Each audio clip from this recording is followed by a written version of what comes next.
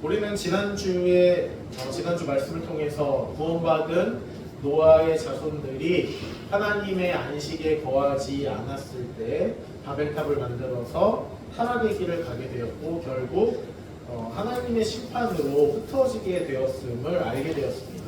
오늘은 그 타락한 인류를 다시 구원하시는 하나님의 계획이 시작되는 것을 살펴보려고 합니다. 그 하나님의 구원 계획, 그것은 하나님께서 어떤 한 사람을 부르심으로 시작됩니다.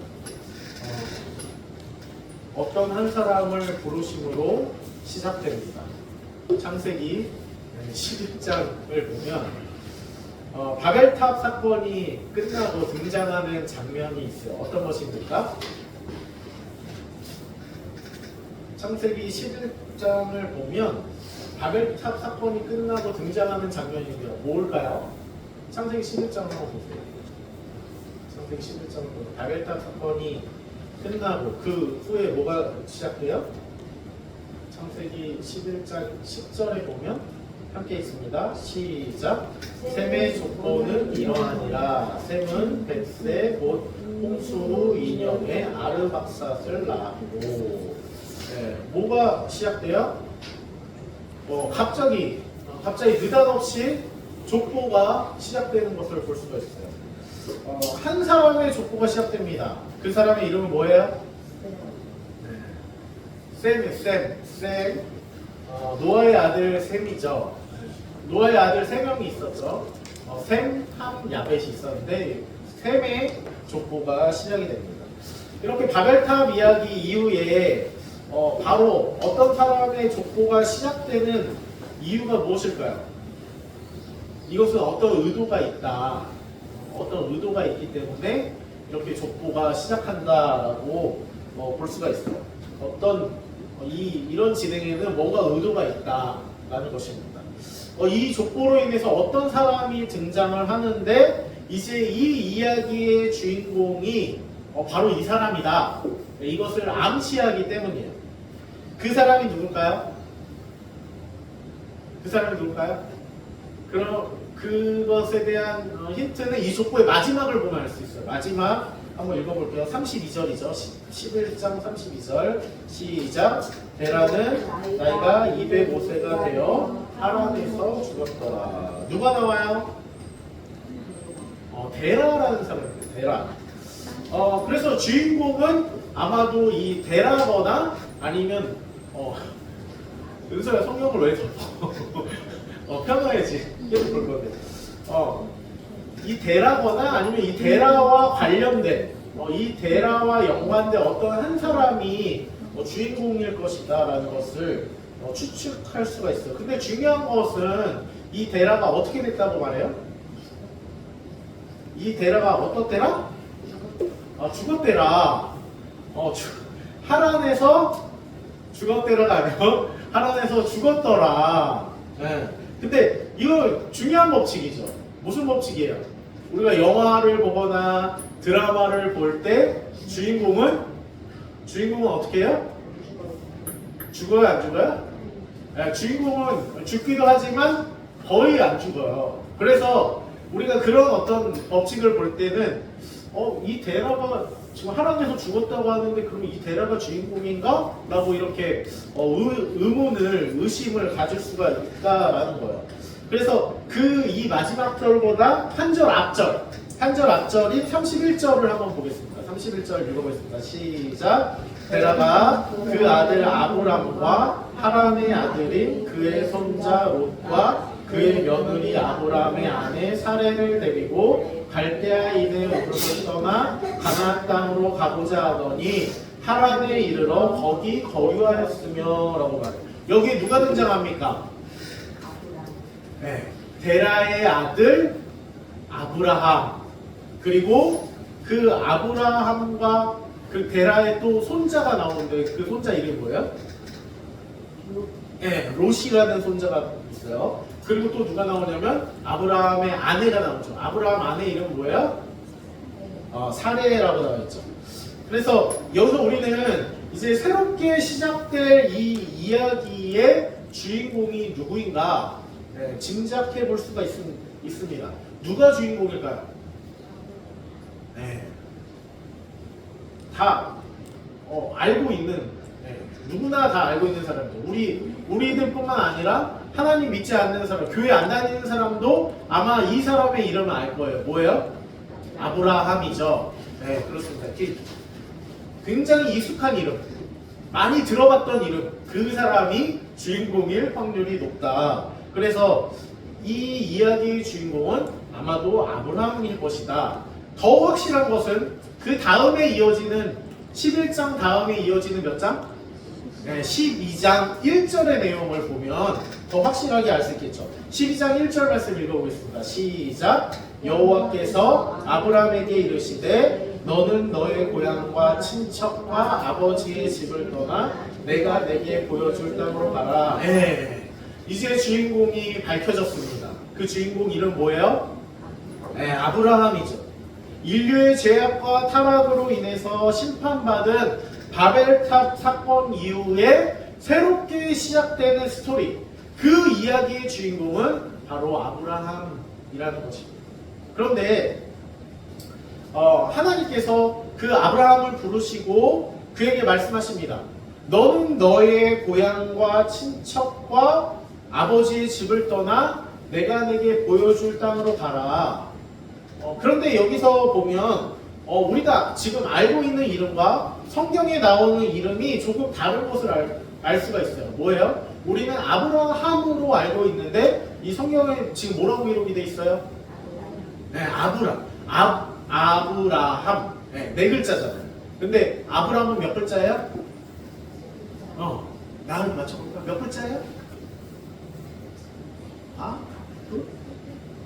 맞았어. 세 글자. 똑똑해요. 네, 세 글자. 네, 아브람으로 기록되어 있다라는 거예요. 그래서 이건 왜 이렇게 돼 있을까? 그 이유는 바로 이것은 아브라함의 이름이 바뀌기 전에 이름이기 때문이에요. 아브라함이라는 이름은 하나님께서 그의 이름을 바꿔주신 후의 이름인데 하나님께서 바꿔주시기 전의 이름이 뭐예요? 아브람. 세 글자 아브람이고 하나님께서 바꿔주신 이름이 네 글자 아브라함이라는 거예요. 그렇다면 아브람의 이름의 뜻은 무엇인가? 여기서 아브라는 말은 아버지라는 뜻입니다. 람이라는 거는 높다, 높임받다, 존귀하다 라는 뜻이에요. 그래서 아브람이라는 뜻은 존귀한 아버지라는 뜻이에요. 따라서 해봅시다. 존귀한 아버지. 존귀한 아버지. 네. 근데 반면에 아브라함은 많은 무리의 아버지, 많은 민족의 아버지가 되는 것입니다. 따라서 해봅시다. 많은 민족의 아버지. 하나님께서는 바로 이 아브라함을 부르십니다. 그리고 그로 하여금 많은 민족의 아버지로 삼으시기 위해서 내가 살던 곳을 떠나 다른 곳으로 가라 라고 말씀하십니다. 그런데 뭐라고 말씀하십니까? 너는 너의 고향과 친척과 아버지의 집을 떠나 내가 내게 보여줄 땅으로 가라. 너는 너의 고향과 아버지의 집을 떠나라는 거예요. 그런데 우리는 여기서 그렇다면 아브라함의 고향과 아버지의 집은 어디인가를 질문할 수가 있어요. 왜냐하면 이 말씀은 그 앞의 내용과 비교해서 볼 때 조금 엉켜있는 조금 복잡한 그런 말씀이기 때문이에요. 우리가 때로는 실이 필요해서 실을 쓸 때 실이 엉켜있을 때가 있죠. 줄넘기를 써야 되는데 줄넘기가 분명히 누가 따로 묶은 것도 아닌데 뭐 엉켜있어서 누가 마치 묶은 것처럼 그렇게 돼 있을 때가 있어요. 그럴 때는 어떻게 해야 돼요? 살살살 달래가면서 써야죠. 그냥 아우 짜증나 그러면서 이거 딱 자르고 이렇게 쓸 수가 없잖아요. 잘 풀어서 써야 되는데 이 말씀이 바로 그런 경우의 말씀이라는 거예요. 아브라함은 이 앞에서 어느 곳에 있었습니까? 아브라함은 지금 어느 곳에 있었습니까? 네, 따라서 해봅시다. 하란. 네, 하란. 11장 31절부터 32절 다시 한번 읽어볼게요. 시작. 데라가 그 아들 아브람과 하란의 아들인 그의 손자 롯과 그의 며느리 아브람의 아내 사레를 데리고 갈대아인의 우르를 떠나 가나안 땅으로 가고자 하더니 하란에 이르러 거기 거류하였으며 데라는 나이가 205세가 되어 하란에서 죽었더라. 자, 그러면 아브라함이 지금 떠나야 하는 곳, 그의 고향과 아버지의 집은 하란일까요?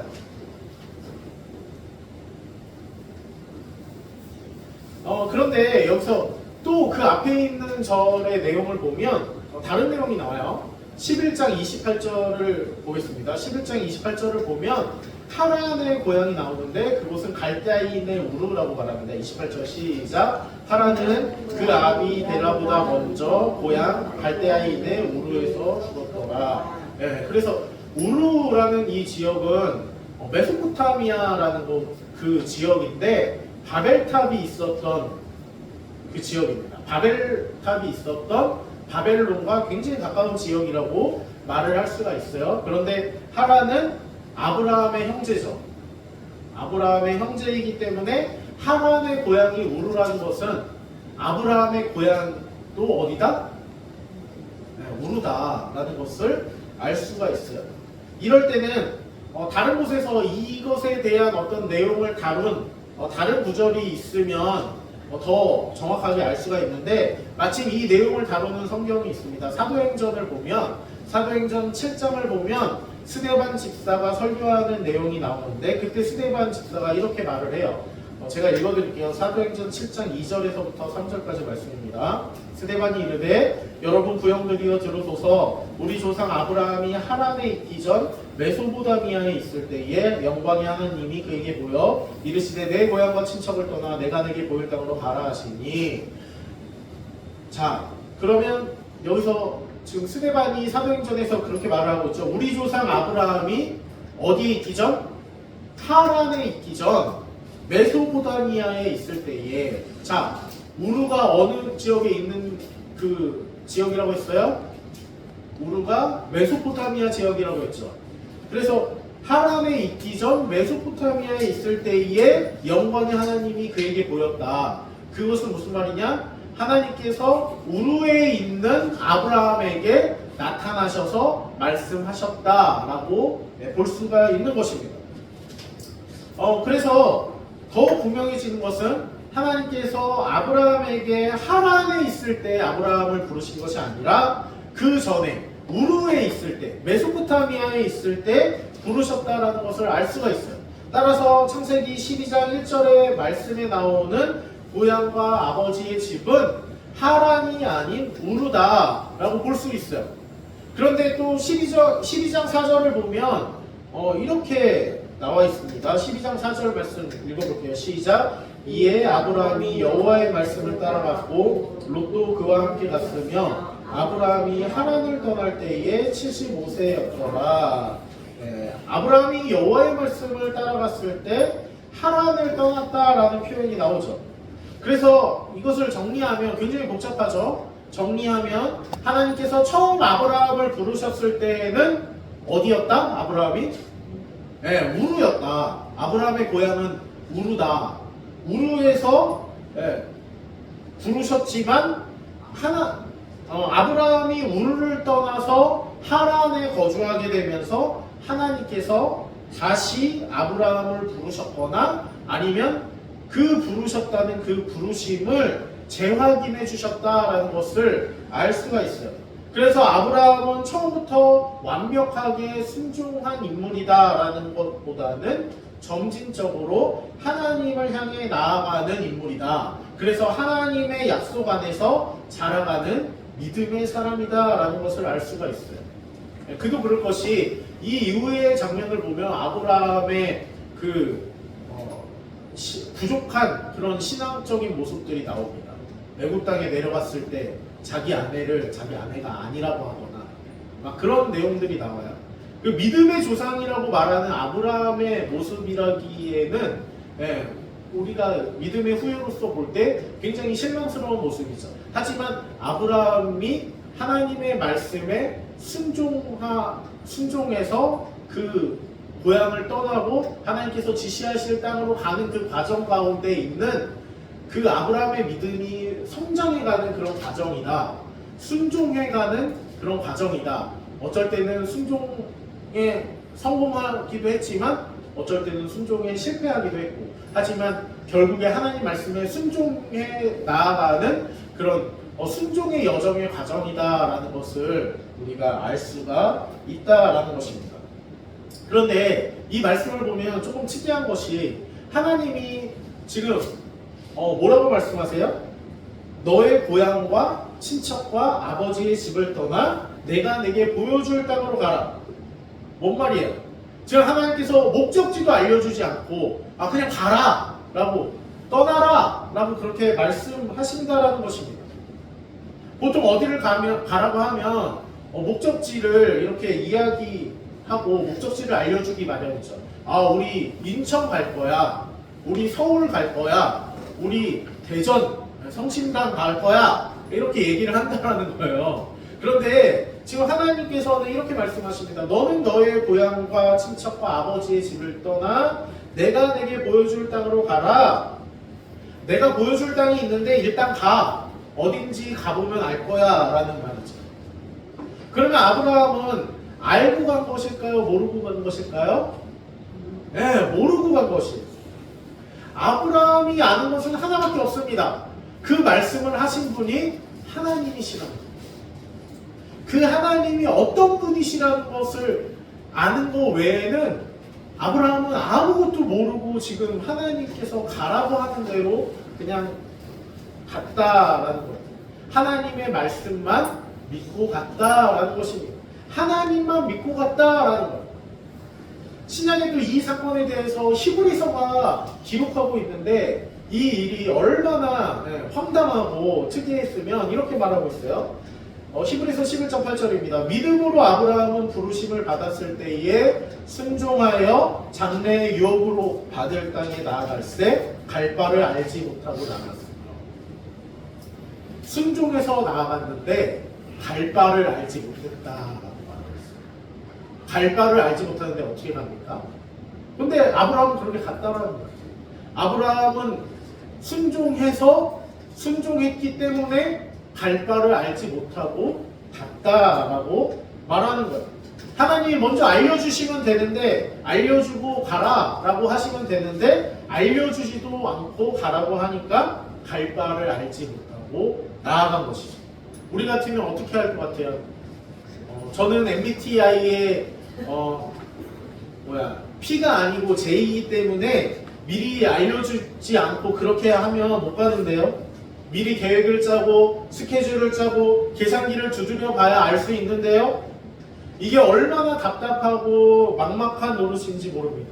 근데 아브라함은 그렇게 한 것이 아니라 나아갈새 갈 바를 알지 못하고 나아갔으며, 그 앞에 놀라운 표현이 있죠. 바로 순종하여. 따라서 합시다. 순종하여. 순종했다라는 거예요. 아브라함은 하나님께서 가라고 하신 곳을 알지도 못하고 내비에 찍어보거나 지도에 찾아보거나 그림으로 찾아보거나 한 것도 아니었지만 그는 순종하여 나아갔다라는 것입니다. 우리도 마찬가지예요. 하나님께서는 우리를 부르셔서 그분의 자녀 삼으셨고 하나님의 백성이 되게 하셨습니다. 우리는 거기까지는 은혜라고 생각해요. 그런데 하나님께서 우리를 인도하실 때 우리가 원하지 않는 상황에 놓이게 하실 때가 있다라는 거예요. 우리 생각으로는 이 길은 갈 수 없는 길이고 어려운 길이고 불편한 길이고 불가능한 일처럼 보일 때가 있는데 그런 일을 겪게 하신다라는 것입니다. 그럴 때 우리는 하나님께서 부르신 은혜, 우리를 부르셔서 하나님의 자녀 삼으시고 하나님의 백성 되게 하신 은혜는 잊어버리고 왜 하나님께서 우리에게 이렇게 하시는지 실망하고 낙심하고 원망합니다. 하지만 하나님께서 우리에게 이런 일을 겪게 하시고 이런 상황에 놓이게 하시는 이유는 하나님이 우리를 싫어하셔서도 아니고 괴롭히시려고 하는 것도 아니라 그분께서 우리로 하여금 그분의 복을 누리도록 하기 위함이라는 것입니다. 그럴 때 우리가 해야 할 것이 무엇일까요? 따라서 합시다. 순종. 순종이라는 것. 하나님께 순종으로 나아가는 저와 여러분이 되시기를 바랍니다. 네. 제가 교회를 개척하기로 결심하고 기도한 후에 이제 성교회 예배를 마지막으로 드리던 주일에 있었던 일입니다. 여러분도 아시다시피 제가 개척하게 된 상황도 제가 일하던 곳이 이제 주 6일이 아니라 주 7일로 이제 근무로 전환되면서 주일도 이제 쉴 수가 없는 거예요. 주일에도 이제 나가서 일을 해야 되는 그런 상황이 되었습니다. 그때는 사역을 안 하고 있었지만 제가 목사 신분에 주일날 교회 예배에 가지 않고 교회 일로 그렇게 바쁜 것이 아니라 다른 일로 주일날 일을 해야 된다라는 그것이 마음에 또 걸리기도 했고, 그리고 그렇게 해서는 안 된다라는 그런 생각이 있었어요. 그래서 다니던 곳을 정리하고 동생에게 전화를 했어요. 그랬더니 동생이 목회를 하면 어떻겠냐 라는 그런 말을 했습니다. 그러면서 오빠가 목회를 하면 우리가 좀 다 같이 교회 가서 예배 드리고 그러면 좋을 텐데 라고 말을 하는 거예요. 저는 사실 매제가 하는 그 일을 같이 옆에서 하면 이제 일을 그만둬도 돈을 벌 수 있지 않을까라는 생각에 전화를 한 건데 굉장히 뜻하지 않은 예상의 그런 대답을 들은 것이죠. 그래서 그런 얘기를 하길래 처음에 이제 별로 중요하게 생각하지 않고 그냥 지나가는 말로 여겼습니다. 그런데 그 말이 계속 이제 생각이 나게 되었어요. 저는 이 일을 하나님께서 생각나게 했다라고 그렇게 생각합니다. 그리고 기도하고 마침내 개척하기로 하고 첫 예배를 드리는 날짜까지 이제 정해지게 되었을 때 이제 성문교회를 이제 마지막으로 나가는 그런 예배다라고 결심하고 드린 마지막 예배에서 성문교회 그 담임 목사님의 말씀이 저에게 하는 말씀처럼 들려졌어요. 그 마치 나에게 저 이제 성문교회 마지막 예배입니다. 이제 다음 주부터는 안 나옵니다. 이제 개척교회 하러 떠납니다.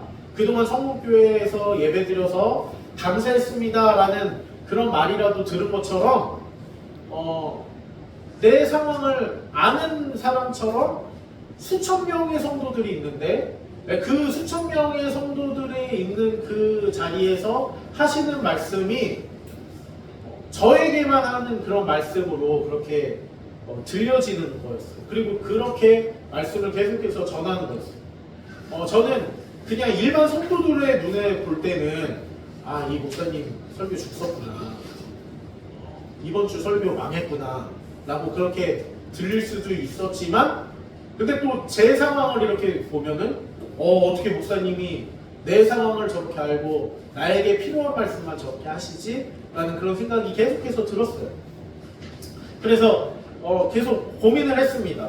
무슨 고민을 했냐면 이제 예배를 끝나고 가서 인사를 드려야 되나, 그러면 인사를 드릴 때 나 혼자 가서 인사를 할까, 아니면은 아이랑 이제 와이프랑 같이 가서 인사를 할까, 그리고 인사가 가서 뭐라고 어떤 얘기를 할까, 어떤 얘기까지 내가 이야기를 할까, 그런 고민들을 막 이렇게 하다가 결국 예배가 끝났습니다. 그래서 이제 정말 마지막이구나 라고 일어서서 이제 파송 찬양을, 우리도 예배 끝나면 이제 예배 끝날 때 일어서서 파송 찬양을 하잖아요. 그것처럼 이제 파송 찬양을 하는데 그 찬양이 하나님은 내게 여호와님 내게 복을 주시기를 원하며, 구약에 나오는 아론의 축복인데 하나님의 약속이라는 그 찬양, 그 찬양이 울려 퍼지는데 수천 명이 부르는 그 노래가 마치 하나님께서 이 사람들뿐만 아니라 하늘의 천사들을 동원하셔서 저를 향해 불러주시는 그런 노래처럼 느껴졌습니다. 그러면서 승구가 축복한다, 힘내라, 내가 너의 가정을 통해서 일할 거야, 내가 너와 너의 가정을 사용할 거야 라는 것처럼 그렇게 느껴졌습니다. 그런 경험은 평생 제가 해보지 않은 그런 매우 특별한 경험이었어요. 그렇게 하나님께서 이 일을 기뻐하시는구나, 이 일을 응원하고 계시는구나 라는 것을 알게 되었어요. 이처럼 하나님께서는 우리를 은혜로 부르십니다. 각자의 사정은 다르고 차이가 있지만 우리를 부르신 분이 하나님이신 것과 그분의 은혜는 모두 동일한 은혜예요. 우리는 때때로 그 부르심에 원망하고 불평할 때가 있지만 그것은 우리가 아직 연약하고 어리석기 때문에, 알지 못하기 때문이에요. 우리는 모두 그 하나님께 순종함으로 나아가야 하는 것입니다. 순종할 때 하나님께서는 그분의 일을 이루십니다. 순종은 하나님께서 일을 하시는 하나님의 도구예요. 순종은 내가 하는 것 같지만 하나님께서 하게 하시기 때문입니다. 순종은 내가 내 힘으로 하는 것 같지만 내 힘으로 하려고는 할 수가 없어요. 하나님께서 해주셔야 할 수 있는 것입니다. 그렇기 때문에 순종은 하나님의 도구예요. 내가 순종함으로 하나님께서 일하시고, 내가 순종할 때 내가 할 수 없는 놀라운 복을 하나님께서 우리에게 베풀어 주신다라는 것입니다. 아브라함은 하나님의 말씀에 순종했고, 하나님 말씀에 순종했을 때 하나님께서는 아브라함을 통해 놀라운 일을 이루어 가십니다. 그는 비록 처음에 완벽하게 순종하지는 못했을지라도 그가 행한 순종의 과정 가운데 하나님께서 역사하셨고, 그분의 뜻에 맞는 사람으로 하나님께서 그를 만들어 가셨어요. 우리도 마찬가지입니다. 하나님의 말씀에 단번에 순종하지 못할지라도 아브라함의 그 과정 가운데 역사하신 하나님께서 우리를 그분의 뜻에 맞는 사람으로 만드시고 빚어 가실 것입니다.